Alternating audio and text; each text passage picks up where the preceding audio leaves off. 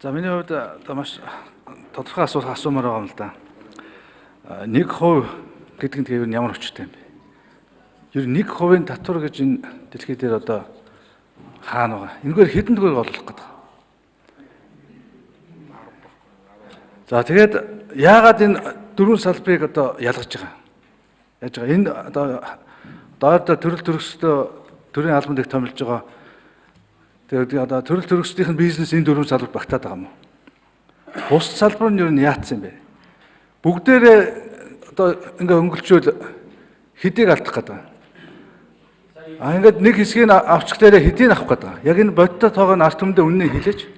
Үнэхээр тий бизнес эрхлэгчтэй гинтхэн өнөөдөр ингэж хайртай болсон юм бол үгүй яагаад тэгэл нэг мөсөнд тэгэлэлтэй. Угаасаа бид нар чинь малчтай татваргүй болгоно. Тэгээ жижиг бизнес эрхлэгчтэй татваргууд болгочих л та.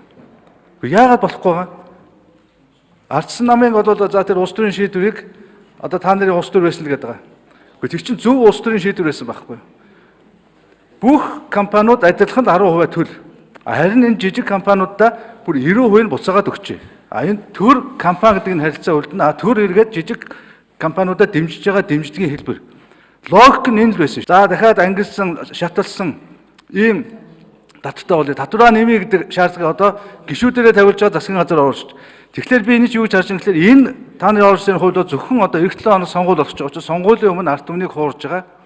Тэгээд нэг тийм ёстой жинхэнэ хоосон улс төрийн буруу шийдвэр болох энэ чиглэл рүү явж байгаа гэж хараад байгаа байхгүй.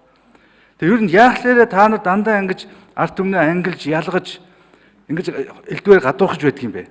Намаар, хамаатан саднаар хийж байгаа ажлаар нь насаар нь.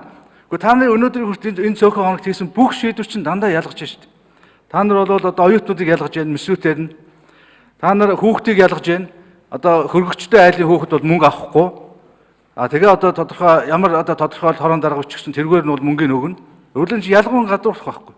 Дээр нь одоо ахмадуудыг ялгаж байна. За одоо ямар одоо амьдрал ямар болцоотой тийм ээ одоо ингээд илүү урт нассан ахмад нь бол илүү. Одоо хөрхи одоо би муу одоо тийм ээ насаараа усын төлөө зүтгээд үнэхээр насаж чадахгүй шүү дээ тэр 70 насны чинь. Манай аав яг 60-тайгаа ам алдчихсан. Үнэхээр насаараа 40 жил ажилласан чинь нэг ч өдөр усаа төлөхөд авч байгаагүй. Яг ийм хүмүүс бол олон байгаа байхгүй юу? Ерөөсө тэр хүмүүсийн утгаар ингэ ялгаа та нар бол одоо нийгмийн одоо гологдол. Ингэ дандаа ялгаад байгаа байхгүй юу? Цэцэрлэгийг хурц ялгац. За тэр улсын цэцэрлэг тэгээ хувийн цэцэрлэгүүдийг дэмжих юм шиг байна. Гэр цэцэрлэгийг та нар боль. Энэ бол одоо энэ гэр цэцэрлэгж явж байгаа энд одоо үнэхээр одоо манай тойрогчдод та нар яваад үзэлтэй. Үнэхээр хэдэн хүмүүс одоо хуруу хумсаа туугалж байгаад гэр орноо тогтчуулаад хөөхөн хэдэн гэр цэцэрлэг байгуулсан байхгүй юу? Одоо бүгдээрийн ялгаар та нар бол хүн биш. Та нар бол юм хийж байгаа чинь буруу. Та нараар очиж байгаа хүүхдүүд бол Монгол хүүхэд биш гэд ингэ ялгаж байгаа байхгүй юу? Гэхдээ та нар ерөөсөө намынхаа нэрийг өөрчилдөө. Ман гэдгийг монголчуудыг ангилдаг нам гэд нэрлэж. Эцсийн эцэст ерөөсөө ийм л нөхцөл аваач шүү дээ. Үнэхээр байх суухын арга алга өдөр болгон та нарын гаргаж байгаа шийдвэр монголчуудыг ангилж ийн, ялгаж ийн, дээрлэж ийн. Дандаа хийж байгаа ажлуудыг монгол хүмүүсийн өөрсдийнх нь саналаар гаргасан энэ иргэдийн хүстэй гаргасан асуудлуудыг бүгдийг тэгэлж шүү дээ. Энэ чинь болж байгаа юм уу?